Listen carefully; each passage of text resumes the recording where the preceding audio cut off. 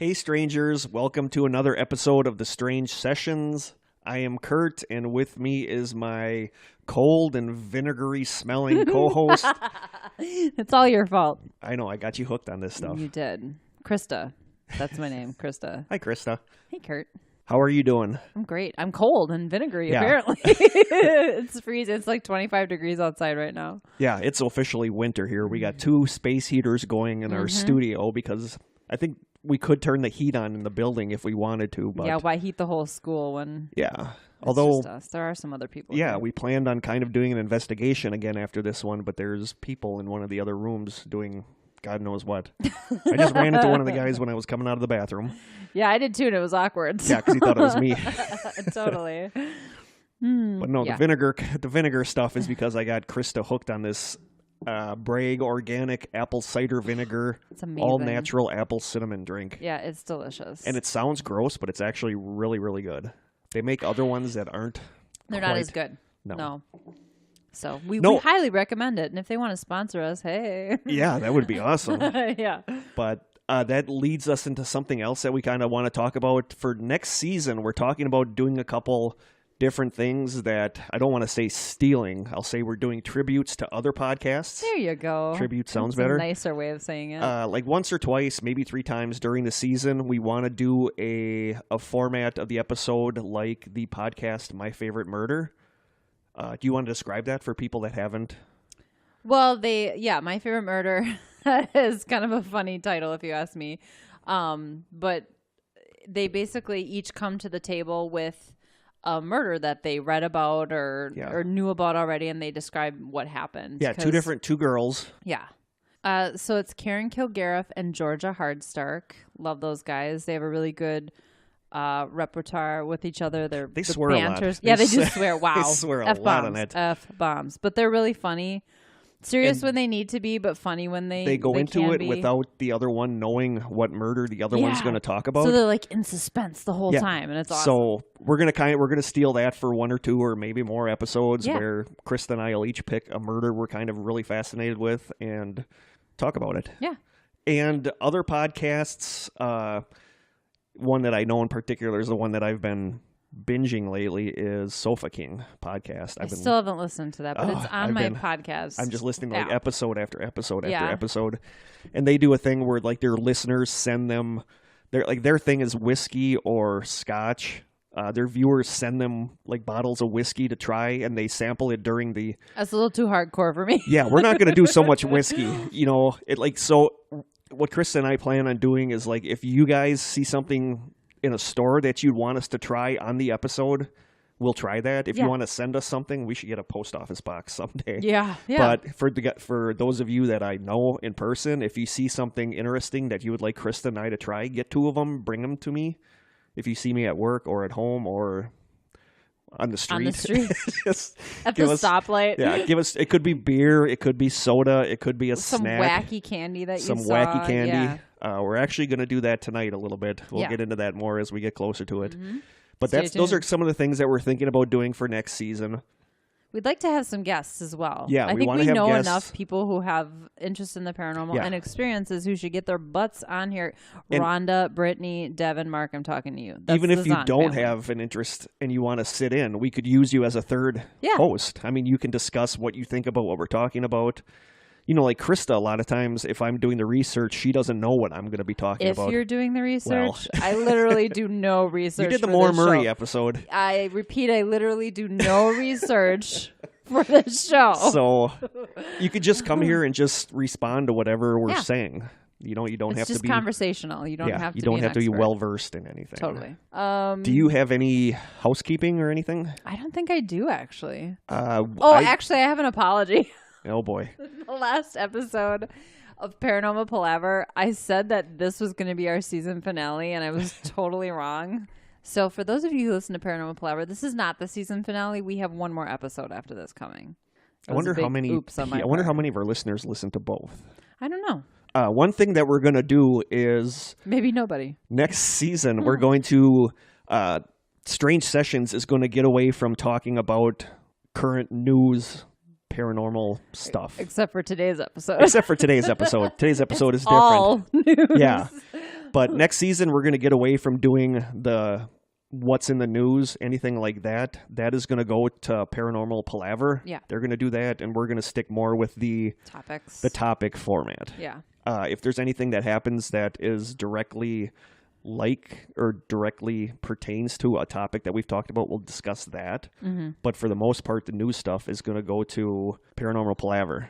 And speaking of a recent news story that kind of has to do with what we've talked about, I believe both Sarah and Sophie sent me the article about Andrei Emelianenko, a student in Moscow.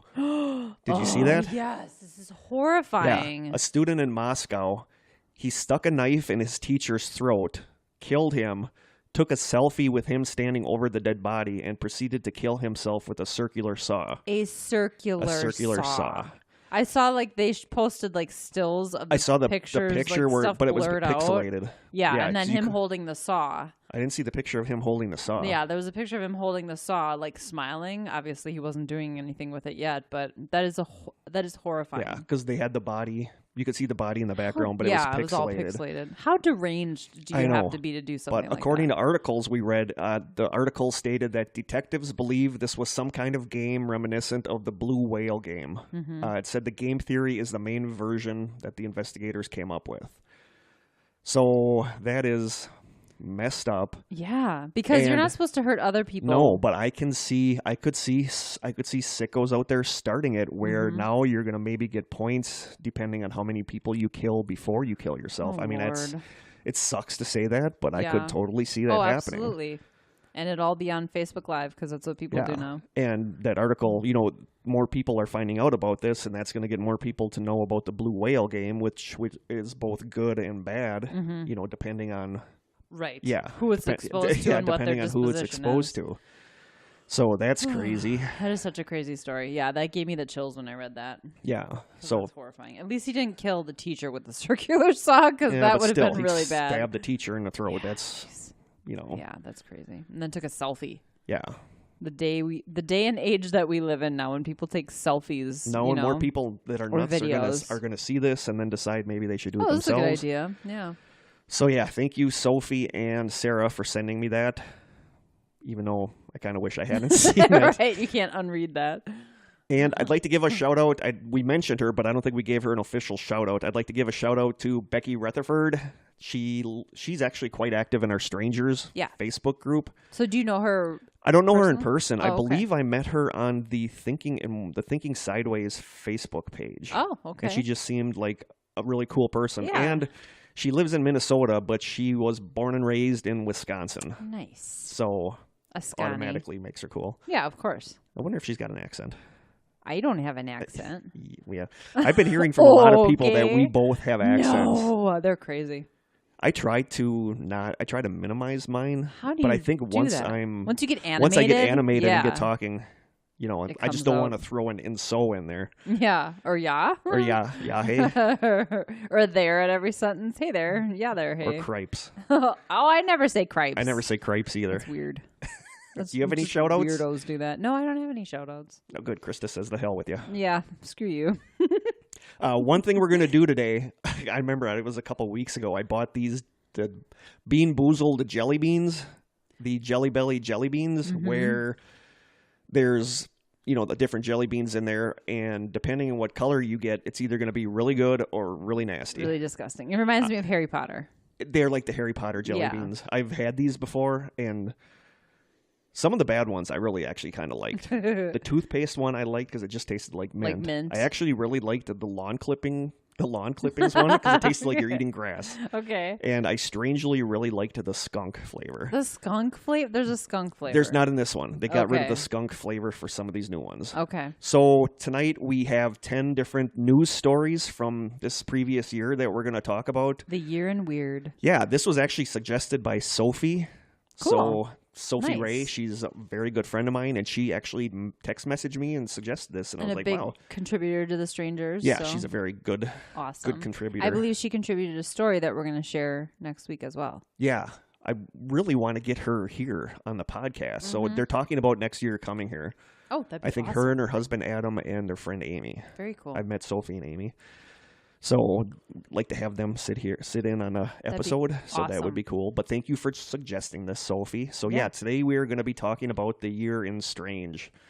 And these are not, they're not like the wacky news stories. These are kind of ones that delve into stuff that we talk about on here. Not like the one that just happened here in Wisconsin with the lady that had her kid on the, what was it, a pool? On the kid swimming pool on the top of her van she or had something? her son in the, To weigh it down? to weigh it down while she was driving. And I'm probably going to get flack for this, but I personally don't think that's that big of a deal. I mean, that seriously sounds like something my dad would have. It sounds like something my dad would have had me do in the 70s if we were driving a short distance. Except my dad probably would have had a beer in his hand while he was driving. Right. I just don't think. And I mean, the kid was okay. Mm-hmm. I just don't. How old was the kid? I'm not sure. I'm not sure. I need more information before I pass judgment on this woman. No, I look down and then on it's her. all over Facebook, and you have everybody commenting, "What an idiot!" Yeah. and they should throw her in jail for life. And I don't think it was that big of a deal. Okay. I mean, if she was driving from like Wisconsin to Texas and had him on the roof the whole way, Yeah, on the freeway. Yeah, that would be different. But I mean, if she was just going a little distance, what the heck? Never hurt anybody. Yeah. A little roof surfing never hurt anybody. I'm sure I'm going to get hate mail for that. I'd be happy to just get some mail from anybody who listens to the show. Oh, and we're actually recording our next episode next week because the week after is Thanksgiving. Yeah. And so, we're not that dedicated. So. No. I want Turkey is so much more important than this podcast. It is. Totally. I had to think about that for a second, but not so much turkey, but the stuffing and mashed potatoes. Yeah. Yeah, that's right. I'm more of a sides person. So some of my friends that have told me that they're going to submit stuff, I'm going to be hitting you up for sure very soon to get some of your stories. Yeah. Cool. I'm excited to hear stories. I'm excited too. So that will be our season finale. We're going to take a break over the holidays, and we will reconvene probably in January. Yeah. Or February. We'll see. Yeah, we'll see. Or next summer because it's going to be too damn cold. Yeah. Although it's not too bad in here now. It's warming up. Yeah, it's actually warming up. So are we going to try a different one of these Jelly Bellies for each story? Yeah. Okay. So are we starting right now? We're going to start. Take a color, and I'll take the same color, and we'll see. Okay, we're taking the blue ones. Oh, blue. They're tealish blue. This is going to either be toothpaste or berry blue. Okay. You got toothpaste, don't you? I don't know. All right. Ready? Pop it in. Go. I got toothpaste, but it's toothpaste. It's not bad. Wow, it tastes like toothpaste. It does. It's really minty, but it's not bad. It's not bad. No. It tastes like we put toothpaste in our mouths every day. Compared to some of these other flavors we're probably going to be really eating, tastes like it's toothpaste. Yeah, it does. Compared to some of these other flavors, this one is a walk in the park. I can't wait to wash this toothpaste down with vinegary apple cider cinnamon. So this isn't technically on our 10 stories list, but this is easily number one for the news in Strange in 2017, and that is the debut of the Strange Sessions. Oh, woohoo! Yeah, that is us. I'd like to think that our Maura Murray episode rekindled the whole Maura Murray investigation and got the oxygen. They're like, we need to do better than these guys. Anybody can do better than that. So yeah, our podcast started this year. It did. Which is something that I did not expect or plan on doing, but it's been a blast. It really has. So I want to go through just really quick. We did this on Paranormal Palaver where we mentioned our episodes and just talked about it a little bit, what we thought of that episode. So I'd like to do that. Year in review. So the year in review on the Strange Sessions, episode number 1, The Blue Whale. The Blue Whale, yep. And you guys just kind of covered that on Paranormal Palaver. We did, yep. That was our first one, and we got some flack from people because we didn't really introduce ourselves. Yeah, we just kind of jumped in, and we're like, hey, I'm Kurt, and this is Krista. This is the Blue Whale. The Blue Whale. People are like, who the hell are these guys? Yeah. So we really should have introduced ourselves, but we didn't. Well, but now you should know us, so. But I was also nervous as hell in that episode. Were you? Really? Yes. Yeah. It seriously took me to like 3 or 4 episodes before I was comfortable doing this. I didn't notice. Well, thank you. And I guess I've been doing it for well over a year now, so but it's weird when you start doing this. It is. Our first episode was nerve-wracking, that's for sure, on Paranormal Palaver. So. Yeah, it's scarier than you think. But it's fun. Yeah, now it's like, now it's nothing. Now I look forward to it. But first episode, I was kind of scared. So thank you, everybody who started from the beginning and has stuck with us through this. Episode number 2, Paranormal Investigations. Mm-hmm. We had a list of questions from Joe. Oh, that's right. Yeah. And that was good because I don't know if we really had a lot to talk about other than answer those questions. Yeah. I mean, you can go down where you've been and what you do on an investigation, experiences you've had, but I feel like that's kind of the same thing everybody talks about. So it was really cool to have someone who's never been on an investigation ask questions. And the main thing about that is that they're really kind of not like they look like on Ghost Hunters. Not at all. No. No. Everything doesn't happen in a 1 hour span of time. It's... No. 99% of it is sitting in the dark with a recorder going, if you're here, can you tell me what your name is? Totally. That's seriously about 99% of ghost hunting. Yeah. And lots of chit chat and laughing and stuff too. Yeah. Or stomach gurgling. There's that too. Episode 3, Reality. I love this episode. So we just recapped this episode on Paranormal Palaver as well. I'm excited to hear that. Yeah. But yeah, that was one of my favorite episodes. Yeah, that was a good one. I just recently put a poll on in the strangers group. I voted on it. I was the first person to vote. Yeah, you were the first person to vote. Yeah. I was kind of surprised by ones that people liked. A lot of people really liked our last episode, The Grinning Man, and I personally thought that was our weakest episode of the season. Yeah, I didn't think it was as Missing 411 would be up there. I think that's unanimously people said was our best episode. Yeah. But I really liked the Reality episode. I think that stuff is super fascinating, so hopefully you guys did too. Number 4, Elisa Lamb. I love that topic. I thought that was a good episode. Yeah. Number 5, Mothman. That was one where I went into it kind of having an idea of what it was about, but now after doing that, I'm like way more fascinated by the Mothman stuff. And Tobias Whalen, we're still going to have you on our show hopefully next season. Yeah, that'd be awesome, especially since we learned they're not in Chicago. Come here. Yeah, if they could come here. Well, and he said that he could. Yeah. So we'll definitely hook up with him and get that going. And number 6, Missing 411. Yeah, that was our that's most. Probably I think my that was. favorite. I think that was our best overall episode. Yeah. You know, it's that was just such an interesting topic. It was. We have to revisit it in season 2. It was. More and stories. The way the episode was set up, I think, was really good. I think everything was done right on that episode. Yeah. That's all you, Kurt. Good job. Thank you. We're going to open season 2 with another Missing 411 episode, talk about more stories about that stuff. Episode 7, Shadow People. Oh, that's when Joe joined us, right? That's kind of a favorite of mine, too, because we just bounced around like crazy in that episode. We digressed and then digressed from the digressions. And that was just, we were all over the place, and we covered so much crap in that episode that I still love listening to that. Yeah. Joe and I together, I think it's going to be hard to stay on track with stuff because we can just keep veering off. That's very true. Episode 8, Area 51. My good friend Jamie Bond sat in with us, and that was a really good episode. I think that was, a couple people said that was their favorite episode, and I was really happy with that one. And I'm still just super excited about the music he did for the podcast, too. Oh, thank you so much, Jamie. Yeah. I really love that, and so many people are starting to like really associate that piece of music with the show. Oh, that's awesome. So, yeah, I knew he was going to do a good job when he asked me if he could do, but he blew me away with how good he did. Exactly what I would have wanted. So thank you, Jamie. So yeah, I think that was one of our best episodes, and then that leads in episode 9, Maura Murray, which... And we'll just skip to episode 10. We'll skip that one. I'm over it. I'm seriously kind of over that whole thing. Episode 10, Personal Experiences. That was a really good one. Yeah. We wanted to get some of that stuff out there. It was mostly you. A lot of people like the creepy old guy thing crawling out of my bathroom. Well, it's creepy. Yeah, it was pretty creepy. Number 11, The Mandela Effect. That is something Krista and I are both super fascinated with. It's a really popular topic. It is a really popular online topic as well. Yeah. 12, Empaths. Oh, that's right. That was a good one. A lot of people really liked that one, and a lot of people wanted more information about about whether or not they could be empaths.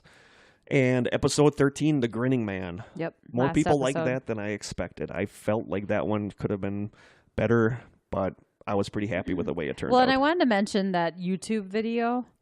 A lot of people, that was cheesy. It was cheesy, but they could have done so much better with... The grinning man or the dancing man wasn't right. No, like I said, that looked like a hipster that just left the bar and was kind of dancing. Yeah, he didn't look scary. He didn't look threatening. No, if it would have had like a CGI grin that was like way too big. Or a mask would have been scary. Or a mask would have been scary. And his movements weren't right. But, hey, somebody attempted it, and that's cool. But it's not nearly as terrifying as what I saw in my head. Yeah.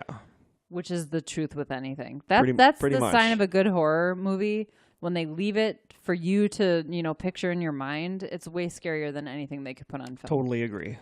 But I still kind of like that video. But yeah, he could have been scarier. Yeah, totally. So yeah. And episode 14 is upon us. Episode 14 is upon us. Hopefully this one is good too. We're going to see. So story number 1, time for another jelly bean. Oh, okay. You pick. Oh, I'm going to pick? Okay. I'm going to go for this speckly thing here. Oh boy. So is this what or what? This is either going to be buttered popcorn or rotten egg. Oh, I've had the rotten egg one, and it's really bad. I've had the popcorn ones in the past. So. Oh, God. And you can't smell it. No. So Ready? give it a try. Yep. I got buttered popcorn. I think I got rotten egg. Oh, that's gross. Oh, that's horrible. It's seriously like biting into a fart. It's like biting into a fart. It really is. That's horrible. Oh, my God. How do you get this out of your mouth? You don't. That was terrible. Oh, my God. I'm glad I got buttered popcorn. Yeah. Oh, that's terrible. I can't even, describe what that tastes like. It's like, no, I can't. I can't describe it. Ugh. They did a good job of replicating the... God, I've never eaten a rotten egg before, but... Hopefully that vinegar knocks it out. Yeah, this will knock anything out.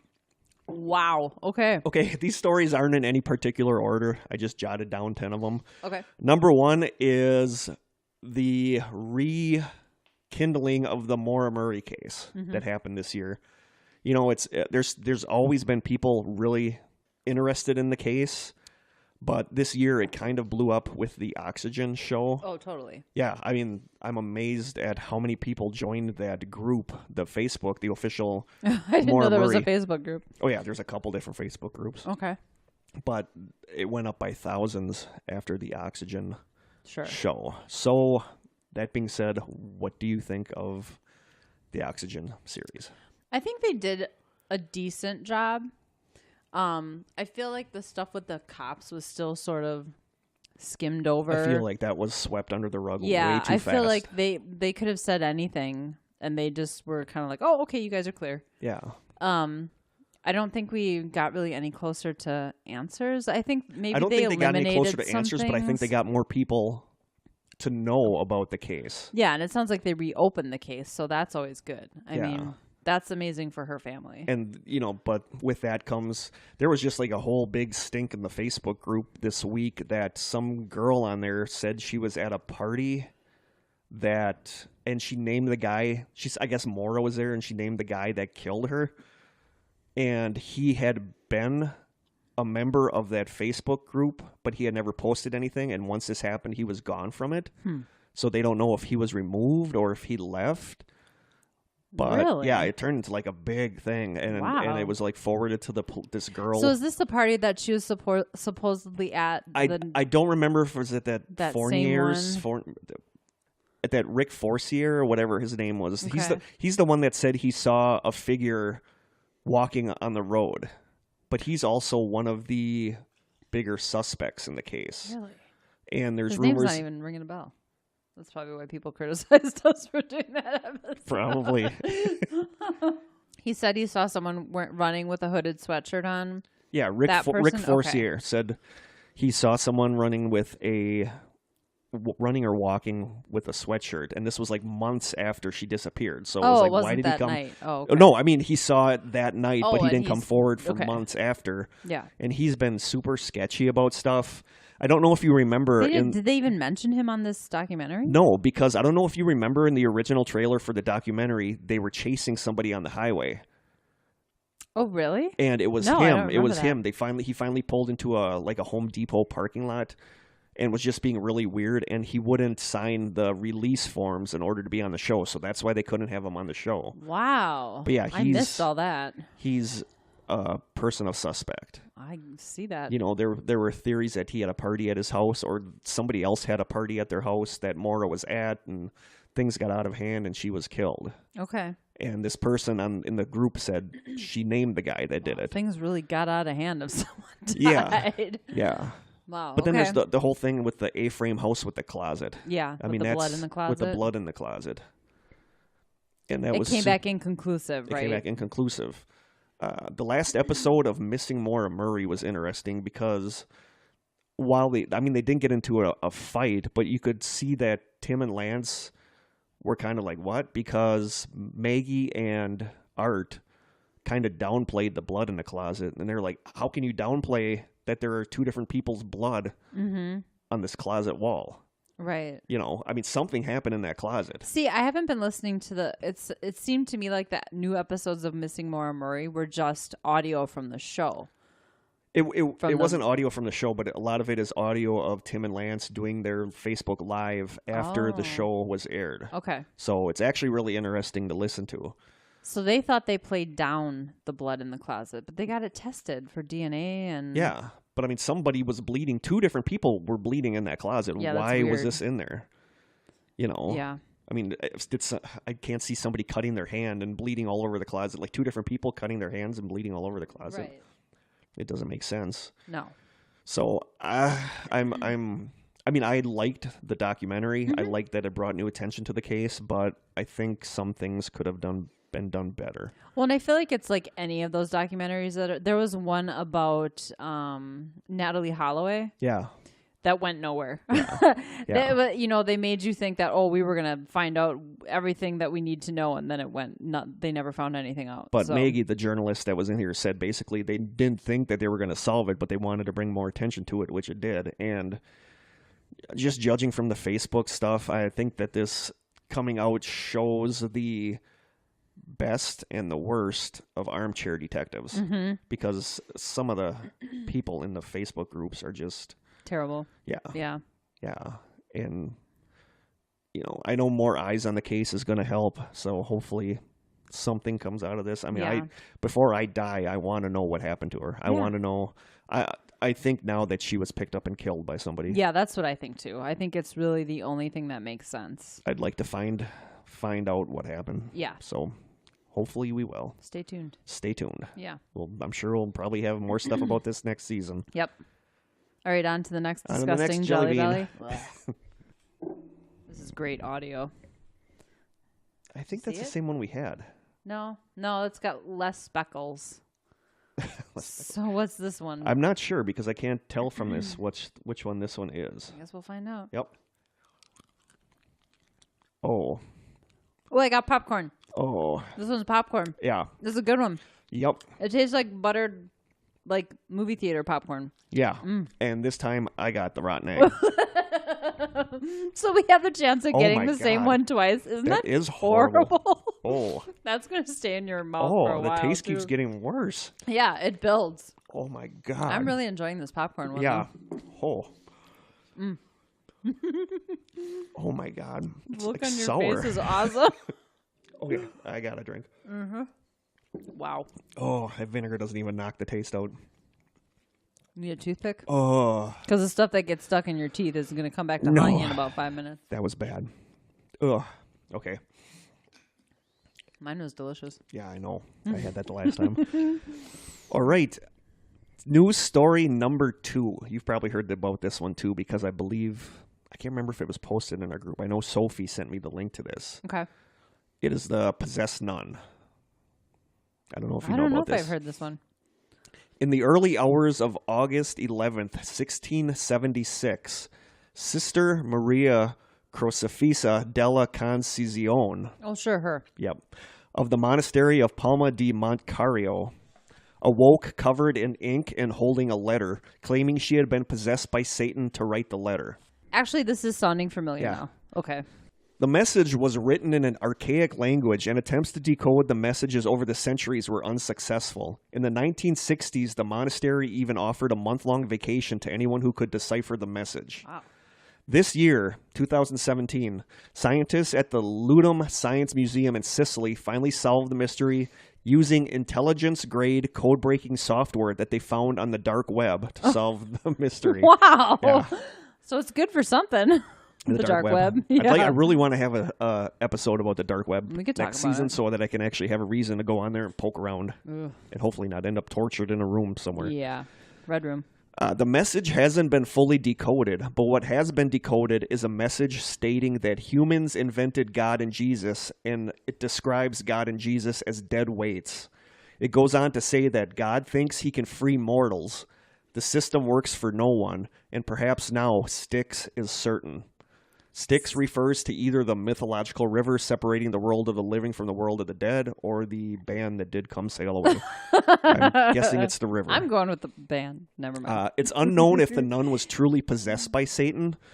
Sister Maria was known to scream and faint at the altar and frequently warned others that the devil was trying to get her to serve evil rather than good. Wow.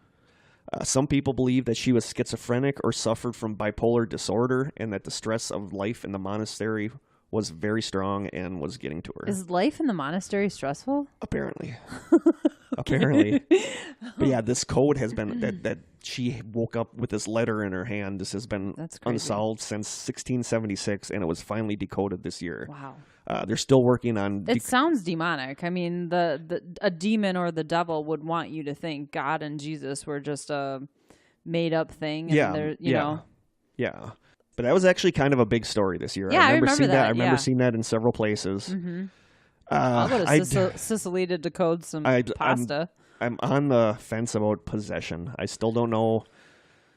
I don't know if I believe in it either, but the idea of it scares me enough that I don't want to have anything to do with it. Okay, fair enough. Fair enough. I know we've talked about this. Possession really scare me big time. We've talked about this in the past. Yeah. I don't think I can be possessed because of the way my brain I agree. Clamps down on anything. I think you're the same way. I don't think you could be possessed either. No, I think you put up some kind of fight. Totally. But, I've heard recordings of people that are possessed supposedly and all that. One EVP that you found online during an investigation where that woman's laugh turns into this deep...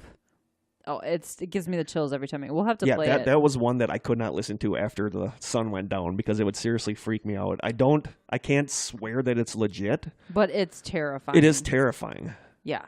Wow, maybe it doesn't sound made up. The people around her, the way they're reacting. Are freaking out. Yeah. Yeah, where she starts laughing, then all of a sudden in the middle of the laugh, her laugh changes to the chills. Like it sounds like a male voice. Yeah. Well, maybe we want to have an EVP episode. Yeah, we're going to do an EVP episode next season, so we'll probably play that. Like I said, I can't validate that it actually happened, but it sounds pretty legit. We also need to corral some of the audio that we've taken here and finally deem, EVP or not, and then we'll play those next season. We got a couple possible EVPs last time we investigated. We had a lot of weird noises that night that like responded to say, "Could you make a noise?" And then we would hear something like a second later. Yeah, not like the building settling kind of noise, like a strange noise. So that is story number 2, the possessed nun's code. Okay. Story number 3, jellybean. Oh, jellybean time. That one was horrible. Okay, I'm taking this dark purpley looking one. Oh boy. Is this like poop or? It's gonna either be chocolate pudding or canned dog food. Oh, come on, chocolate pudding. Ready? Yep. I got canned dog food. I got chocolate pudding. Ooh, nope, it's delicious. I don't mind the canned dog food. It's a jelly bean that tastes like meat. Have you ever seen The Road? No, I actually want to see it. It's a good movie. There's a scene where people fight viciously over a can of dog food because it's like the only food they can find. Okay, that one was actually kind of good. Mine was delicious. Yeah, it's a vaguely meat-flavored jelly bean. It's sort of like beef jerky. It's better than that rotten egg one. That rotten egg one was pretty disgusting. Story number 3 is sonic weapons. Oh. I know you know this. This was the Cuba stuff. Oh, okay. In September of 2017, the U.S. Department of State recalled non-emergency personnel and families home from the embassy in Havana, Cuba, citing injuries and illness among American and Canadian officials. Okay, I actually don't know this. This was really Was recent. I like under a rock? Yeah, this happened 2 months ago. Of the 21 medically confirmed victims, some have permanent hearing loss or concussions, while others suffered nausea, headaches, and ear ringing. Some are struggling with concentration or the inability to recall common words. Some victims felt vibrations or heard loud sounds that were strangely audible in only certain parts of rooms. leading investigators to consider a potential sonic attack. That's crazy. Yeah, some diplomats heard a deafeningly loud sound similar to the buzzing created by insects or metal scraping across a floor. Others heard nothing but later developed symptoms. So far, the Cuban government has strongly denied any awareness of a sonic weapon and has actively assisted American investigators. Wow. How did I not hear about this? Yeah, it was Was actually it on kind the of news? Yeah, it was on the news a lot. Oh, okay. The two options would be an infrasonic device, which operates below the audible frequency humans hear, or an ultrasonic device, which works above the range that humans can hear. So who do they suspect did this? This is Cuba. Yeah, it's Cuba. The debate about which brand of inaudible noise would be used generally boils down to this. Infrasonic waves capable of affecting humans covertly would need to be extremely close to the victim or unrealistically large, and they would not be able to produce a targeted attack, instead affecting a larger and more indiscriminate area. Ultrasonic waves could be targeted, focused, and beamed from further away, but are unlikely to cause a bulk of the symptoms ascribed to them, and unless the device was physically touching the victim. So it has to be the first one. No, because the first one, it says it couldn't do it either. Well, then what the hell was Their it? theory is that possibly somebody developed a kind of surveillance gun that is supposed to pick up somebody's conversation. And Possibly in a room, gave them but hearing that damage. something happened with that and ended up causing these things to happen. So were they all in the same room? I'm not sure. Or No, a I think it was building? all throughout there. A building or like a whole area? I'm not sure. I mean, but if That's some of terrifying. some of this was like focused on a certain part of the room where they would hear it. I mean, I know some of this stuff exists. They had that. It sounds so science fiction. You know, some that show that was on with the whaling. I don't know if you know what I'm talking about, but there was a show on where it had like the anti-whalers fighting the people doing the whaling. I don't think I like dreamt the people this. like trying to spear whales. Yeah. Oh. And it was about the people that were fighting that. And one of the things that they would use to Oh yeah, I know what you're talking about. That they would use these acoustic weapons on the ship that they could point at the other ship and it would mess them up so that they would end up leaving. Mm-hmm. So these things do exist, That's but not to this point that it could make you forget words.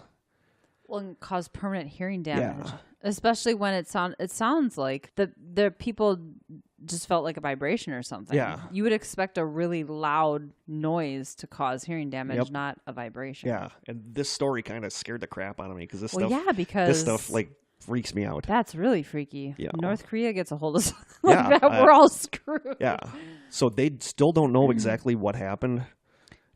They were thinking possibly these people were drugged somehow, but that also doesn't really make sense. It doesn't really account for the symptoms No, they have. so they don't know what it was, and right now their best guess is that it was some kind of sonic attack. Oh my God. Yeah, so that's creepy stuff. That's terrifying. Okay. Next one. Jelly Okay. bean.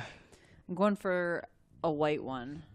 This is either coconut or spoiled milk. Oh God. Please. I'm let due this for a be good one. coconut.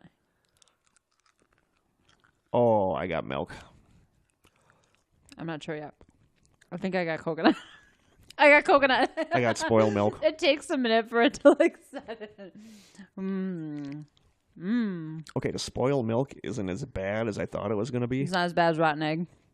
No, it is nowhere as bad as rotten egg. But when you have milk in the fridge that is starting to kind of go, and Yeah. you're like, I that might as well smell? drink it. Oh, I won't drink milk that is even questionable. That's exactly what this tastes like. This The weird tastes like thing about the rotten egg one is it doesn't taste like a rotten egg smells. A rotten egg smells like sulfur. Yeah. That didn't taste like sulfur. the spoiled milk one was surprisingly okay. Okay. It does taste like milk that is starting to. It's not as good as the coconut. Oh, it made my breath smell really bad. Whew. You might have to air this microphone out. But yeah, that is milk that is you should consider dumping down the drain instead of drinking. Oh, that is like I got 3. I've been pretty lucky so far. I got 3 clunkers in a row. I only got one bad one. Yeah, now it's bad. And I drank all of my juice, so Oh boy. there's water. Oh, okay, vinegar. Story number 4 are the released JFK documents. Yes, interesting. We got to do an episode about JFK. Yeah. I still really don't know. I flip-flop about what I think with the JFK stuff. I need to know more about it. Of course, we don't find out really anything much in these new released documents. One thing that was interesting was that one of the documents revealed that less than 30 minutes before Kennedy was shot, a reporter at the Cambridge News in Eastern England received an anonymous tip saying that something really big was soon going to happen in the United States. Okay. Which is kind of crazy. Yeah. Because if Oswald did it by himself... How did this person know? Yeah. Was this just some crank taking a guess that something big was going to happen? It was just random. Knew that parade was happening that day. I thought I had read that right after it happened, the police, I think it was the police, they were 100% determined to make everyone believe that it was, like, they were putting it out there, it was Lee Harvey Oswald, I thought. Like, they immediately were trying to convince everybody and saying, like, this is who it is. This is our number one suspect. Yep. Yeah. Like I said, I've seen the documentaries about everything. I know quite a bit about the case, but I don't know. I lean towards that it was just Lee Harvey Oswald, that there wasn't a conspiracy. Yeah.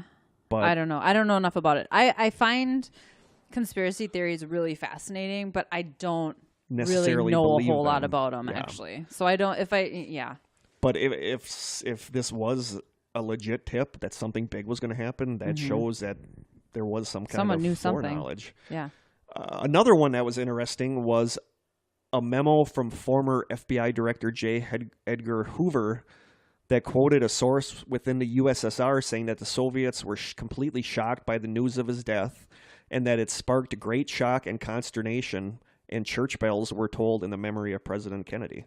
Really? Yeah, there was always I'm super fascinated with U.S. Russian stuff. That's always been like a big, like the Cold War spying and all that. Yeah, you've talked about that. I've always kind of just, so many people think that the Russians had something to do with his assassination, and it didn't. Really? No, I've never heard that. I've always seen our relationship with Russia as like a frenemies kind of thing. Wasn't Lee Harvey Oswald associated with the Russians? They wanted nothing to do with him. Really? In that memo, it said that they wanted nothing to do with him because he was I thought obviously there was evidence, somebody. Though wasn't his wife from Russia or something? Yeah, but that doesn't mean. Oh, okay. No, there were things in this memo saying that they wanted nothing to do with him because he was completely. He would turn on his country. He would turn on anybody. They wanted nothing to do with him. They completely denied any involvement with him. Okay. And I totally believe that. Yeah. They were. I think especially at that time, the Kennedy years, I think that we had like a frenemies relationship with Russia where we. We're kind of buddies with them. I mean, not buddies with them, but I think that it was blown. It was made to sound more than it was. Yeah. I think we had a very amicable relationship with them. Yeah. I was listening to a podcast. Now that's how I knew about his wife. It jogged my memory. I started listening to a podcast that was all about Lee Harvey Oswald, like the years leading up to the Kennedy assassination, but I think I lost track of it because I started listening to a bunch of other stuff, but it was really good. I wish I could remember the name. I always get that confused with the Stephen King book, where the assassination one. Oh, the 11. Yeah, that's really good. It was a really good book. I listened to that one on audio. I didn't read it, but yeah. It was a good book. I'm that's one of those that I'm hesitant to rent it. I'm not a big James Franco fan, and he's the main character in the movie, but that was a really good book. Another thing that came up in the JFK documents was that there was actually a proposal to create something called Operation Bounty to assassinate prominent Cuban communists, suggesting up to $20,000 to kill communist informers, up to $100,000 for Cuban government officials, and 2 cents for the death of Fidel Castro. 2 cents? Yeah, which I don't know if that's... cocky. Is that being cocky? I think it's being insulting. It is being insulting. Yeah, I think that's what it is. This is all you're worth. Insulting. Yeah, you're only worth 2 cents to us, but I thought that was really fascinating too. Okay. So yeah, that's number 4. I think that they're currently looking at releasing more. But wasn't Trump? Trump is the one who said he wants to release these documents. So, but we won't discuss. Who knows him. what his motivation is? Yeah, but so more stuff's going to come out. But I don't. If it was some kind of conspiracy, and there's documents about it. They're not ever going to come out. They were probably destroyed years ago. I mean, why would they hold on to that? Yeah, there's never going to be any smoking gun in this thing. Not. But I agree. the stuff that is in these documents is fascinating, I think. Very cool.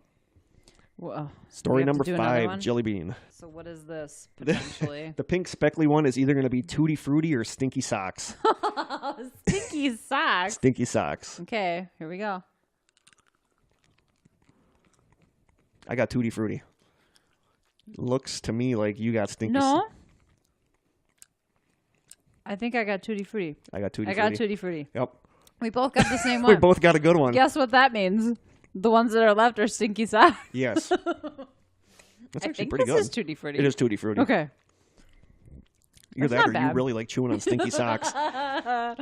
My dog takes after me. Maybe this is Stinky Socks. It's like I can't really. It's got a weird taste to it. It has a weird taste to it, but not like a bad taste. But it We'll doesn't know taste. when It we doesn't taste taste that like one. Tutti Frutti. It's got a fruity taste, but not. It might be like a ripe sock kind of taste. We'll know. We'll know when we taste that other one if we get to it. I don't know. It's got a weird aftertaste. It's got a very weird aftertaste. I'm not a fan of Might it. be Stinky Socks. What does that say about us? Oh, it's definitely Tutti Frutti. I don't like that aftertaste. No. Story number 5 is the Pyramid Chamber. I'm sure you've probably heard this one. This year, scientists and archaeologists have found a hidden chamber in the Great Pyramid of Giza. Okay, I did hear about this, yes. And what was interesting is that they used particles called muons, which come from cosmic rays striking atoms in the upper atmosphere. Muons. Muons. I like it. Okay. Once the particles fall and pass through different materials, they lose energy, causing them to slow and decay. By using detectors, scientists can count the number of muons passing through the pyramid. Muons are partially absorbed by stone, so any large holes in the pyramid would result in more muons than expected landing on the detectors, creating a kind of picture that shows if there's any chambers there. Okay. And they found one. They found a pretty big one. Researchers believe the newly discovered space has similar dimensions to the pyramid's Grand Gallery, which measures almost 164 feet long and 26 feet high. So where is it? It's above the Queen's Chamber. Okay. Like directly above the Queen's Chamber. They're not sure if it's simply a structural feature designed to relieve weight on the gallery or whether it serves some kind of other purpose. So they can't see if anything's inside of it? For what they know, there's no door to the chamber. There's no way in, which is kind of leading people to believe that it might be some, like they said, some kind of structural feature that they need in order for the pyramid to stand. I've never been a big pyramid guy, but I know a lot of our listeners are really fascinated by the Egypt stuff and the pyramid stuff. So it's really interesting. They're talking about possibly drilling a hole and sending a little camera in there to see. That'd be cool. Yeah, to see if there's stuff in there, that would be awesome. Yeah. So, but as of right now, they don't know what's in there, but they found this big chamber. I think that's what's fascinating about the pyramids. There's nothing like, well, I'm sure there are definitely like mystical theories about them and their placement and all that stuff. I don't know if I get into that at all. I just think it's so cool because they're so old. Yeah. And it's a glimpse into a time that is just like beyond my comprehension of how long ago And there's always the how did they build them? Yeah, there's that whole thing. Yeah. We might have to do an episode on the pyramids. Yeah. Number 6. Already? Already. Okay. I'm going to try one of these weird pukey green ones. I think this is either I think this is either going to be juicy pear or booger. Oh, God. What does a booger taste? Okay. I got pear. Mine's obviously pear. Oh, pear. It's good. It is really good. Oh, it's really good. Oh, thank God I got pear. How do you know what a booger tastes like? I don't know. If they tasted like this, I'd be eating them all the time. Yeah, this tastes like a really... That is a good... That's like a really fresh, That is a really good jelly bean. pear flavor. Yeah. Wow.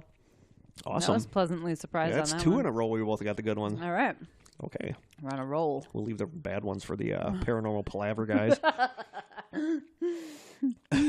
They'll eat them. That was a That was good delicious. jelly bean. Okay. Yeah. Story number 6 is the new species of orangutan. I did not hear about Yeah, this either. Sophie actually told me. I've been living under a rock. Sophie told me about this. Okay. A new species of great ape has been discovered, according to scientists studying a small population of orangutans in northern Sumatra. See, this is where I think Bigfoot could exist. Go That's on. what we're going to get into, exactly. The new species has been dubbed the Tapanuli orangutan. Fewer than 800 individuals are thought to exist across a 1,000-kilometer area, so they're already a threatened species. Okay. Already, and they were just discovered. Yeah. Dr. Marina Davila Ross from the University of Portsmouth said, is it Portsmouth? Portsmouth. University of Portsmouth. Portsmouth. University of Could Portsmouth. be, I don't know. I was surprised about the extent to which the Tapanuli orangutans differ genetically, morphologically, as well as behaviorally from the Sumatran and Bornean orangutans. Which must be their closest relatives? Yeah. Okay. They display their own distinct call and have distinctly different fur patterns. This is interesting because a legendary cryptid is also said to lurk in the Sumatran jungle called the orang pendek. Okay. It's a miniature Bigfoot. This humanoid creature is bipedal, ape-like, and covered with thick red fur. It only stands 4 feet tall, but is an incredibly powerful ape and is said to have the strength to tear trees straight out of the ground. Wow. But the fact that they're finding these new species shows that there could be, like this cryptid that people say they see could easily be another species. Mm-hmm. You know, but as far as Bigfoot, I don't know. But it shows that these new species... that's a logical explanation for Bigfoot, though. Yeah, these new species are being found. Right. So it does show that there is a possibility that some of these cryptids from other countries and stuff could very well exist. So as a sort of related, but it's a bit of an aside, we've talked about Josh Gates and Expedition Unknown and Destination Truth. Did you see what I posted on Facebook? I was watching an episode of Expedition Unknown, and he and his team, they look into stuff like this. He was in Greece, I think, and he was at a place where he was tasting old, like, cheese, special cheese. And it's a show where they give you little bubbles of information. Mm-hmm. And it said that the oldest cheese, I think, in the world is a 40-year-old cheddar in Oconto, Wisconsin, which is where I'm from, which totally blew my mind because Oconto is like this place nobody's ever heard of. It's like a small little town. I grew up outside of Oconto, but that's where I went to high school. That just blew my mind. I'm like, there's 40-year-old cheese in my hometown. They only said that's the oldest cheese because they haven't looked in my refrigerator. That's true. Yeah, I saw you posted that on Facebook. So, anyway. I've never actually been there. No? No. You're not missing anything. No. Come to Pensacola, though. That's where I'm from. How far away is that? It's about 30 miles north of Green Bay. Oh, that's not bad. It's not bad. No. We'll probably geocache there someday. Yeah, you totally probably have. Or near there. Yeah. But yeah, it's interesting that these new species are being found. Yeah, totally. And I don't, you know, we've talked about this. I'm on the fence with Bigfoot, but there is a chance that it's possibly a species that there's only a couple left. I just think there are so many really credible people who have seen something they can't explain, like park rangers, people like that who have encountered a Bigfoot type creature that they can't explain, and it's so hard to discount that.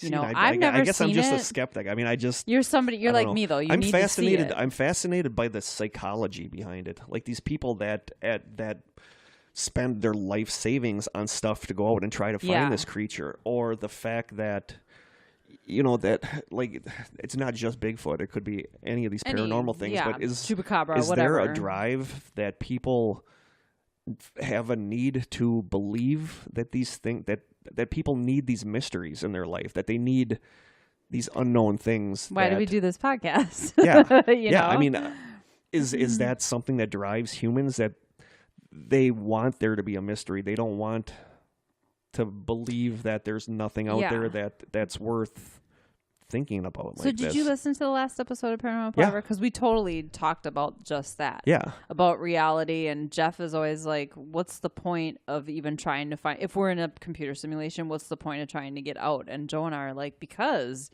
you know there's something else out there, and that's what drives you. It's the same with the paranormal. Once you have a little glimpse of something you can't explain, you have to find more and keep searching. No, but I'm saying for things like Bigfoot,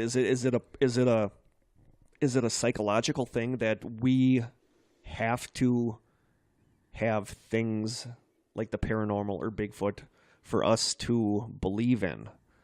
Maybe. because we need a mystery, that we maybe. need some sort of, this can't Some be people all need there is. We religion. need something. Yeah. Yeah. Yeah. Some people, I think so. I'm just like fascinated by the psychology of that kind of stuff. I get it. I don't know if I believe in Bigfoot though, but maybe we'll do an episode. I don't know if you'll I change do my mind. either, but I feel like there's enough encounters out there that it's really hard to just say no, it doesn't exist. Totally agree. Story number 7. Ugh. This one isn't bad. It's either going to be lime or lawn clippings, and yeah, I've that already sounds said good. I like the lawn clippings one. Right? It's hoping for lawn clippings. I got lawn clippings. It tastes like grass.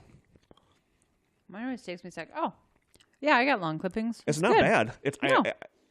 I don't remember if I said that on the podcast or if I said It's it to delicious. you. Yeah, that this and the shampoo one I really like. The shampoo one I actually really liked, but the lawn clipping ones, it tastes like kind of like parsley, like you're eating. It's delicious. Yeah, it's actually really good. refreshing. Yeah, so That's that's not a bad one at exactly all. a clunker. That one's actually No. pretty good. That's delicious. It tastes like it does. They did a good job because it tastes like you're chewing on a piece of grass. That is seriously what it tastes like. But it's good. It's very good. Okay. So good. Take that, Jelly Belly people. Yeah. In You your need face. to work on your stuff. Story number 7 is Proxima Centauri. And this kind of blew me away because I did not know this. Okay. Last year, that would be 2016, the hunt heated up when astronomers announced the discovery of an Earth-sized planet in the habitable zone of our nearest stellar neighbor, Proxima Centauri. And I always thought our nearest star was Alpha Centauri. Okay. Or Centauri, however you pronounce it. I would have bet all the money I have that is our nearest star, and it's not. Proxima Centauri is our nearest star. Okay. Did not know that. Maybe Mandela effect? I don't know. Be. Proxima Centauri is just 4.33 light years away. So what? Can you define a light year? A light year is the distance that light would travel in a year. And So how fast is that? Light travels. Hang on. Good thing we got the internet here. Mm-hmm. I want to say 186,000 miles a second. But That's fast. I'm not exactly sure. That's real fast. So it would only take like a millisecond to get there? Speed of light. If you could travel by the speed of light. So what is that in like... That's what my question is. How long would it take us to get there as humans in like, a space shuttle? The speed of light in a vacuum is 186,282 miles per second. That's pretty quick. Yeah, but then when that is 4.33 light years away, that's a long ways away. Mm-hmm. I mean, that's... Right. That's the question. Would that take us like 20 years to get there, or what would it be, It would take a hell of a long time. Really? Yeah. Well, okay. That's coming here too. Okay. So yeah, it was 2016 when they discovered that the Proxima Centauri star had a planet around it. Okay. Now this year, scientists using the Atacama Large Millimeter Array radio telescope in Chile examined the light coming from Proxima Centauri and found that a ring of dust encircles the star 1 to 4 times the distance Earth is from the sun. This debris field from the formation of the system strongly hints that it actually has a complex planetary system. So it's not just one planet. It sounds like it has a solar system like we do. That's interesting. That's really interesting. I did not know that. And they said originally they thought that there could be water on that. It's Proxima b is the planet that they originally found that circles that star, that they thought it was where it was water could actually exist there. Okay. But they later determined that it's not likely that life exists there. But now that there's these other planets, they're kind of wondering what's going on. Proxima Centauri is one of 3 stars that hope to be examined by Project Breakthrough Starshot, a project sponsored by Russian billionaire physicist Yuri Milner, focusing on the development of a swarm of nano spacecraft guided by lasers. Okay. Yeah. This is very New to you? yeah, science fiction-y. But yeah, they want to do that. They want to create these nano spacecraft and send them to that system to photograph things and to get data. That'd be awesome. That would be, but is that? I don't. Are we going to be alive to see no, the results? I doubt it. If it's 4.33 light years away, I don't know how fast can nano these things spacecraft. go? I think nano spacecraft just sounds cool as it is. Sure does. Teeny tiny. little tiny Little things teeny tiny spacecraft. guided by lasers. It's adorable. So, but I just thought that was really cool. That there's is actually cool. a planetary system, a solar system there. That is something that absolutely fascinates me, is just space in the universe. Oh, me too. I think we mentioned that I want next season. I want to have a show on space and the possibility of aliens coming from somewhere. Mm-hmm. But I mean, it is just mind-boggling. Yeah, space is one of those things it. that it's actually a little scary. it is. Too. It's one of those things I was thinking about the other day. I was listening to, I think it was a Sofa King podcast where they were talking about space. That it's easy to get overwhelmed by the thought of it. Yeah. That it's just infinite. Yeah, it's just nuts. And infinity is a concept that we as humans struggle with because everything has a start and a finish. I mean, it's a given that there's life out there somewhere else. has to Whether be. or not they could get to us, Right. I doubt. But it's just when you sit and think about it, if you go out and look at the stars one night and just think about what's out there. That's just what you can see. Yeah. Yeah. And what you are seeing is Isn't so there. far away. Yeah. Or not it's been even gone there anymore. for how many millions of years or whatever. Yeah, that's But crazy. it's just the space stuff is fascinating to me, it but it's really also is. kind of overwhelming, and It totally is. it really makes you feel small. Yeah, it makes you realize what your place is in this universe, and And also how amazing it is. Yeah. But the thought of traveling in space, these people that go up terrifying. there, I give them all the credit in the world because it could never do scares the shit out of me. I don't even like flying. I can't imagine leaving our going up- stratosphere. No, like these first people that went into space, I mean, that's just...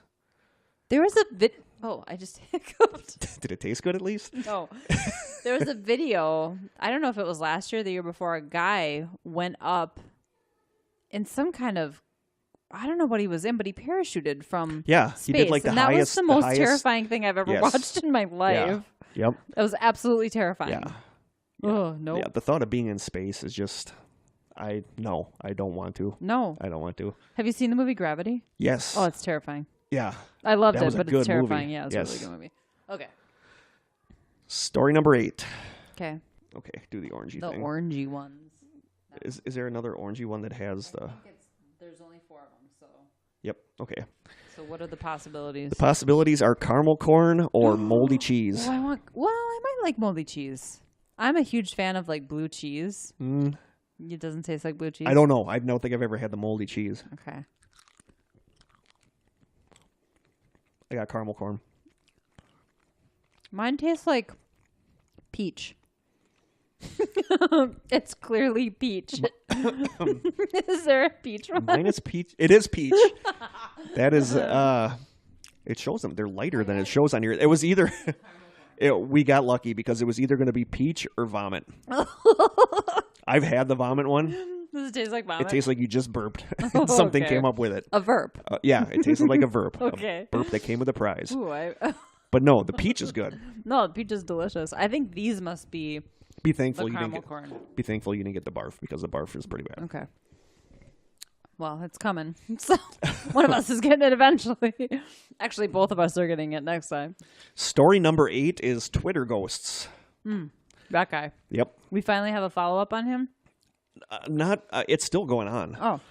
Oh.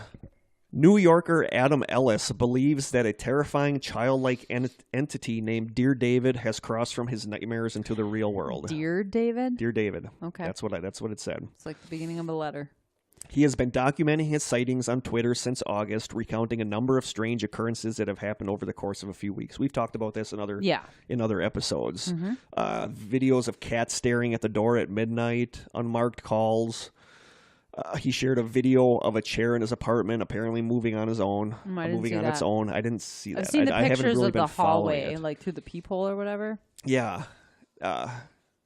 He was in Japan. He was taking a trip to Japan, and he spotted a statue in a park that looks strikingly similar to this Dear David, this child with this dented head that he has been seeing in his nightmares and apparently now seeing in his apartment. I saw he posted some pictures. And apparently in where? Italy? Japan. I wasn't even close. After a couple weeks of silence, Adam shared a new update saying that a hearse had appeared inside an abandoned warehouse in his neighborhood. Later Adam... Wait. How? A hearse? A hearse. A hearse appeared in an abandoned warehouse in his neighborhood. And he just happened to be in this abandoned warehouse to see the hearse appear? It just showed up. It didn't like appear in front of him. It showed up. He has a picture of it that it just showed up, and he has no idea why it's there. That's completely random and unrelated to what's going on. Later on, Adam was in his kitchen when he noticed a shape staring at him from outside his window. He took a photo and swears someone was out there. Okay. And this all leads to the question, is this legit, or is it a story? It? Yeah. One of the writers from the online site The All emailed him asking him if it was legit, and Adam wrote back, quote, "It's all real. I obviously try to narrate it in a way that's readable and interesting for my followers, but it's all real stuff that's happening. If it was fake, I'd probably update more than once a week, LOL." So I don't know. I haven't really been following it that much anymore, so I'm curious to see some of these photos. But going on, also in August of this year, someone named Manuel Bartual went on vacation. He had 16,000 Twitter followers. By the time the vacation was over, he had 500,000 followers due to the ongoing story he told about a strange man who was waiting for him in his hotel room, or about how one day he went out to his balcony, looked down, and saw a man that looked exactly identical to him standing there and staring up at him. Oh, that's creepy. After hooking literally thousands of readers, Manuel finally tweeted, "It was all made up." Oh. He went on to say... And then he lost all of them. Probably. He went on, and I like the stuff he said. He went on to say, "I think if Orson Welles had told his version of the War of the Worlds this year instead of 1938, he would have used Twitter instead of the radio. Right? I felt that telling it over a week in small chunks would allow me to add a crescendo of suspense day after day." Or in a podcast. Yeah. He would have done it in a podcast. As an article written in the New Statesman on October 24th of this year asks, when people become so invested in an online ghost story, with some of those people even having anxiety attacks, another question emerges. Are these stories ethical? Right. He went on to say, "My goal was to have a good time telling a story in a different format and in a different medium from the ones I regularly use. I discovered that many people activated the notifications of my Twitter account, which made them receive every new tweet on their phone as if it was a WhatsApp message or something like that, as if the story was telling them directly and as if I were a real-life friend. The worst thing that can happen when a person realizes this, that it's fake, is that maybe he should not believe all the information that comes to him, or at least without questioning or checking the sources. It encourages you to develop more critical thinking." So I'm kind of fascinated by this. I think if you're like us, you're immediately skeptical and suspicious of someone. But there are a lot of gullible this article people out had there, links to people's Twitter accounts that said that they were having anxiety attacks about this story. That's crazy. And this also, the article also kind of went from this into the Slender Man, the case in Wisconsin where the two girls stabbed their friend to appease the Slender Man. Mm-hmm. You know, and that comes to this, are these kind of stories ethical? Right. You know, if the person said off the bat that this is fake, nobody would follow him. You know, nobody would, I mean, they might follow him, but they probably wouldn't get anywhere near the number of followers that he got. I mean, I can see how, you know, you hear a story like this, I only heard a couple details, and if you're someone who has anxiety to begin with, you start worrying, could something like this happen to me? Yeah. And then you start... He had a list they showed a list of these people on Twitter that said, I can't even concentrate on anything right now because I'm so worried about this guy's well-being and stuff like that. That wasn't Manuel. That was people talking about the Dear David thing with Adam, where people are so invested in this. And he swears that it's real, or he said that it's real. But then I read it that somebody else asked him and he said he didn't want to comment on it at that time. So I don't know if this is going to end up being a story. If it's real, you say yes. Yeah. So is this going to end up just being a fake story too? But these are starting to pop up. I mean, this isn't a new thing. There was there's Reddit. I mean, but there was. This was back in, I want to say 2005 or 2006. A blog showed up online called the Indian Lake Project.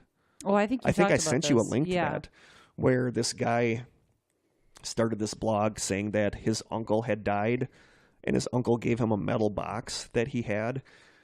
And when this guy broke the lock and opened the box, it had a bunch of water damaged, like Polaroid photos, like weird Polaroid photos And a lot of these photos showed what seemed to be numbered children with numbers, almost like Stranger Things, where children were numbered, and it showed like scientists doing experiments to them. And like every week, every couple days or every week, he would update that he would go out into this woods and he would take pictures of these strange buildings that like remains of strange buildings. And it went into this story about that they were testing things on children. And all of a sudden, like around 2013, it stopped. But it went from like 2005 to 2013. Wow. And nobody really knows what it was. happened? People think it was just somebody experimenting with a different type of storytelling. That's a really long, elaborate story, though. Yeah.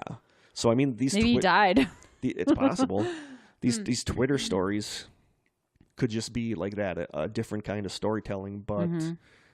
You know, they're getting so much publicity and stuff, and now more people are going to do it, and then that's gonna blur the line between real paranormal things and different means of storytelling. Yeah, I think if you're level-headed like us, you just approach everything with a healthy dose of skepticism. I think you're more level-headed than I am. I think I buy into things too quickly. Maybe. I think you're more skeptical than I am. Yeah, I definitely am. Yeah, you're like the Scully to my Mulder. Yeah, exactly.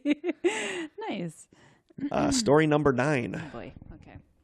So this one, I think these are like the peach. No, the what was it that we thought we were getting, but we got peach instead? Yeah, the moldy cheese or caramel popcorn. corn. I think it's these like more opaque ones. So these 4. We could try it. It's either going to be caramel corn and moldy cheese or strawberry banana smoothie and dead fish. Oh, dead fish. So we'll see. Here we go. Oh, mine was good. I think that strawberry banana smoothie. I got dead fish. Oh, mine is really God, good. this is terrible. Mine is really good. Oh, that was horrible. What does That's it taste horrible. like? What does it fish, taste? like dead fish.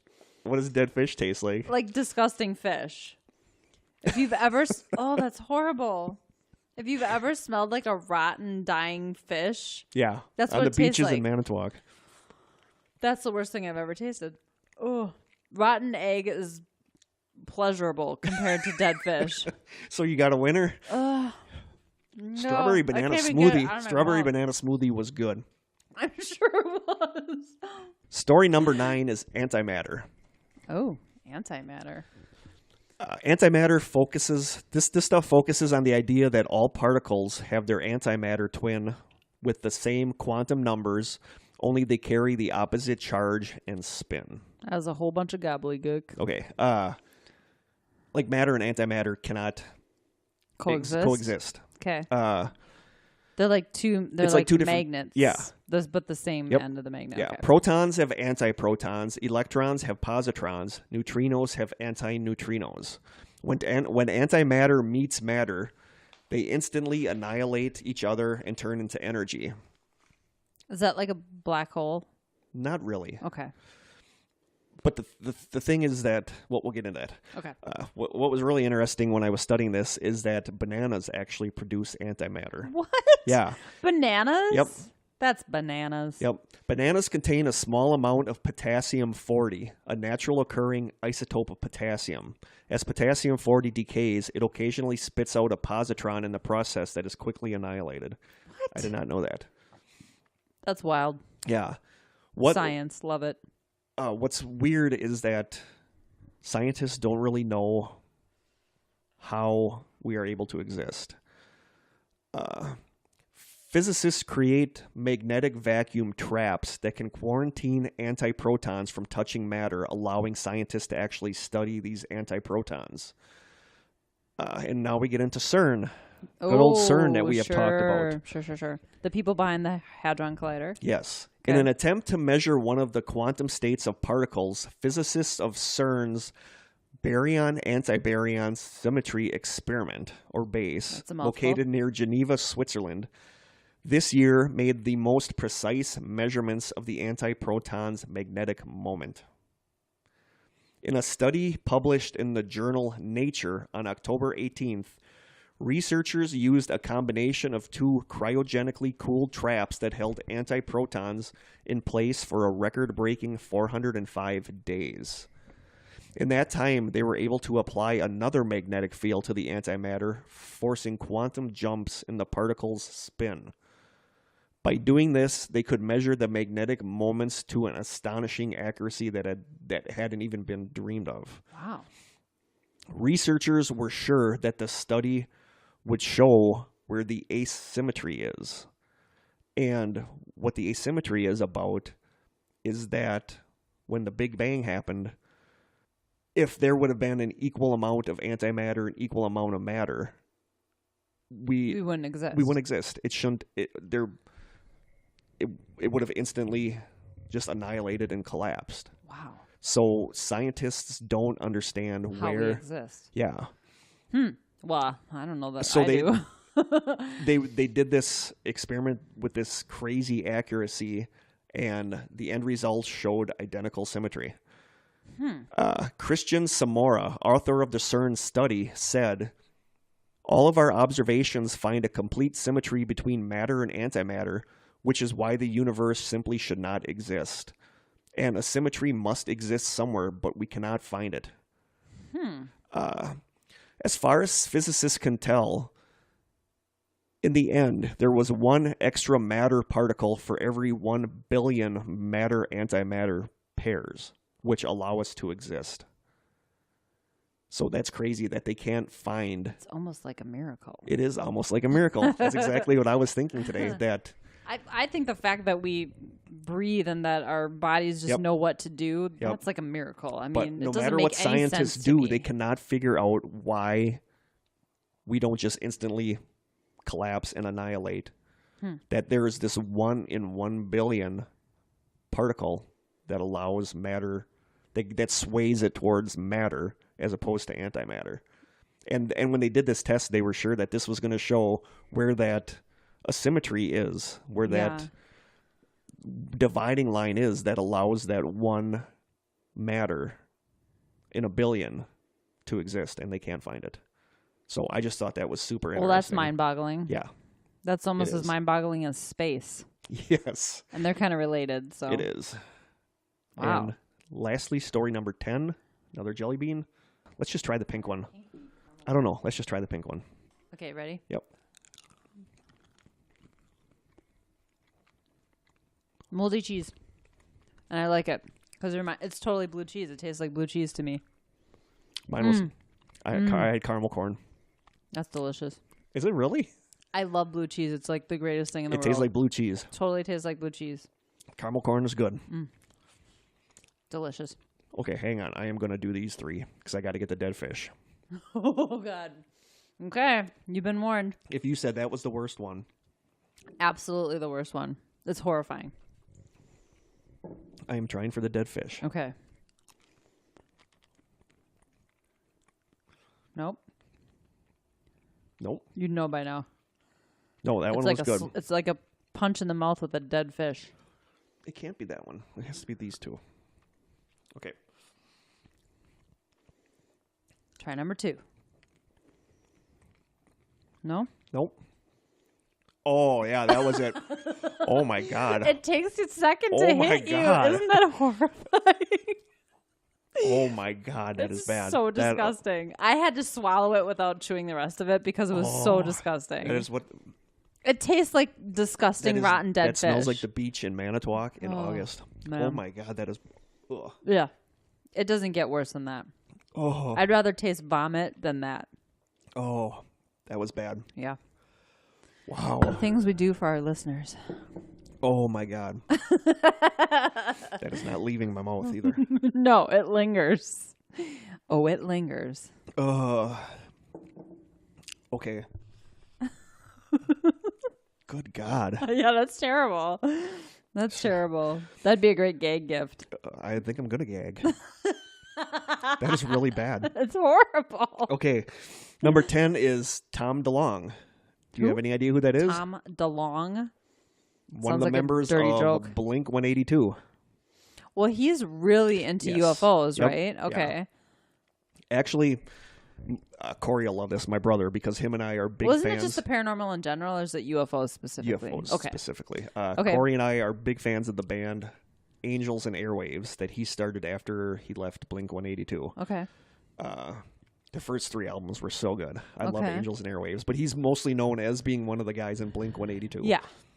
But yeah, he was in the news a lot this year. Tom DeLonge said everything started when he received a mysterious email asking him to meet government officials next to the Pentagon on a certain day and time. What? Yep. I didn't hear this. He said he went there and he was given information regarding alien life and technology. Why? Because he's been fascinated by this all his But life. why would they pick Blink-182 him? actually has a song called Aliens Exist that he wrote. Okay. It's a really good song. Okay. But he's been into this whole time, and they apparently brought him on board with all this stuff. He was given information regarding alien life and technology. He went on to say the craft that crashed at Roswell was German, but it had hallmarks and technology based on alien technology. Okay. He said the government put out a story saying that it was an alien spacecraft and a story saying that it was a weather balloon to confuse the issue because it wanted people to be confused and unsure what it actually was. Mm-hmm. He claims that the government came across an alien life form during the Cold War. So yeah, he's been into this for years. I just don't know if I buy this. Why would the government be like, hey, that guy from Blink-182? Well, that's what let's people divulge theorize. all People these theorize secrets. that it could be a disinformation thing. Yeah. But he's been into this for a long time. Yeah, I know I've heard that. Yeah. But... And he started an appeal for funding his new public benefit corporation named To the Stars Academy of Arts and Science. And this is on their website. He said, To the Stars Academy of Arts and Science has mobilized a team of the most experienced, connected, and passionately curious minds from the U.S. intelligence community, including the CIA and Department of Defense, and they've been operating under the shadows of top secrecy for decades. We strive to be a powerful vehicle for change by creating a consortium among science, aerospace, and entertainment that will work collectively to allow gifted researchers the freedom to explore exotic science and technologies with the infrastructure and resources to rapidly transition them to products that can change the world. Wow. So he's like crowdfunding this, that he wants to get this going. He said his company will study consciousness, brain-computer interfaces, and telepathy. We have a concept for an international point-to-point transportation craft that will erase the current travel limits of distance and time. It mimics the capabilities observed in unidentified aerial phenomenon by employing a drive system that alters the space-time metric. Okay, these are crazy Yeah, claims so he's got these making. plans. They got these plans to create ships that he can got from the supposedly government? warp time. And he's crowdfunding. He got these plans from the government. I don't know if he got these from the government, from these people that are actually in this corporation with him, that are former CIA, former Department of Defense. So yeah, this was actually kind of a big thing. He kept teasing that there was going to be a major announcement this year, and everybody's waiting, and that was what this is that he's crowdfunding.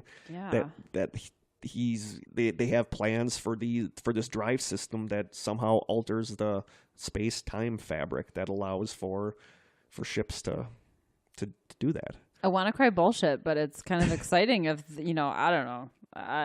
It's kind of a wait and see. I'm just gonna wait and see. Yeah, but that was kind of a big thing this year. Was that him doing this? But I don't know how good the crowdfunding is going. So is this like crowdfunding? Is that like GoFundMe okay? Yeah, but it sounds. I mean, this sounds like this is a sincere thing and if he could do this, that would be amazing. If he could get especially if they're studying the stuff like telepathy, brain computer interfaces, stuff like that. So that was actually kind of big news this year. Yeah, I didn't hear this, but okay. And who would have thought one of the guys in Blink-182 was going to be kind of spearheading this? But right. But yeah. Well, I'm just going to wait and see what happens. Yeah. That's pretty cool. So yeah, those were the 10 stories that I picked. I think they were good. All kind of fascinating stuff. Yeah, totally. Stuff I knew, stuff I didn't know. Yeah. That's good. Yeah. So that's right. that. It's been a crazy year. These were some of the cool news stories. The first one was probably the best. Oh yeah, the debut of the Strange Sessions. Yeah. Yeah, that was not fake news. No, that actually that was real happened. news. Yeah. Got the attention of millions. Or at least like 2 dozen. At least 2 dozen people. At least 2 dozen people.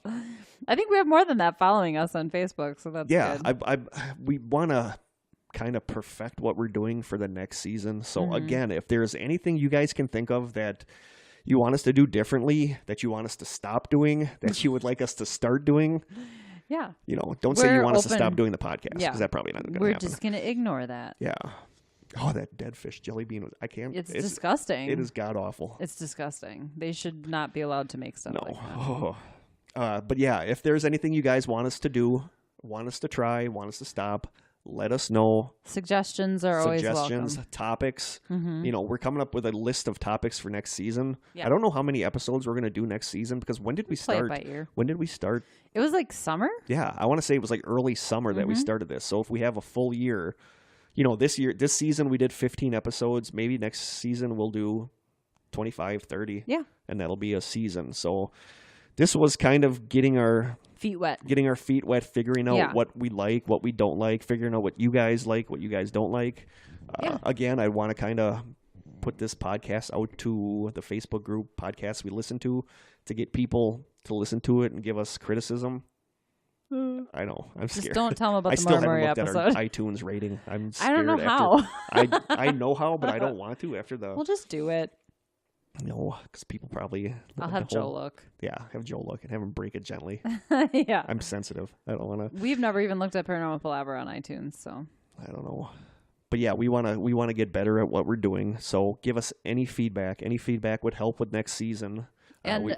Again, we want your stories for our season finale. Yes, I'm going to be hitting some of you up. To the people that sent us ones, Sophie, Sarah, Brittany shared something on Paranormal Palaver. Thank you guys so much. Yeah. We're going to be reading those next time. Yeah. So thank you so much for that. I'm depending on how much we get, I might add a couple stories, because I got I have at least 2 interesting dream ones. I think I don't know. You've not told me about? I think I've told you about them. Okay. Yeah. One of them is real specific, so that one's kind of crazy, but I might actually bring that up next time. Save it for the finale. Cool. So I'll get to you guys. I'll hit you up for stuff. But as always, thank you for listening. Yeah. You guys don't have to listen to us. We love that you choose to do that. We love that you choose to listen to us, and a lot of people seem to really like what we do. Yeah. So this one was kind of a different kind of episode where we didn't really have a topic. We just picked stories and ate really disgusting jelly beans. Oh my god, yes. I kind of wanted to try the moldy cheese one. I loved it, but I love blue cheese. It's like my favorite cheese. So I like Swiss. Swiss is good. I love Swiss cheese. Oh, now I'm hungry for cheese. There's a moldy cheese one in there somewhere. So we will be back in 2 weeks with our season finale. So get your stories to us. Give us any feedback you would like. And again, thank you guys for listening. It means the world to us. Comment, subscribe, rate. All of those things are really helpful. All that good stuff. And then if you find any weird drinks or snacks or just something you want us to try on air next season, let us know. We'd like to do that. No more dead fish jelly beans, please. No, that was horrible. We did that to ourselves. Yeah. Just bad. Yeah. So until next time, stay strange.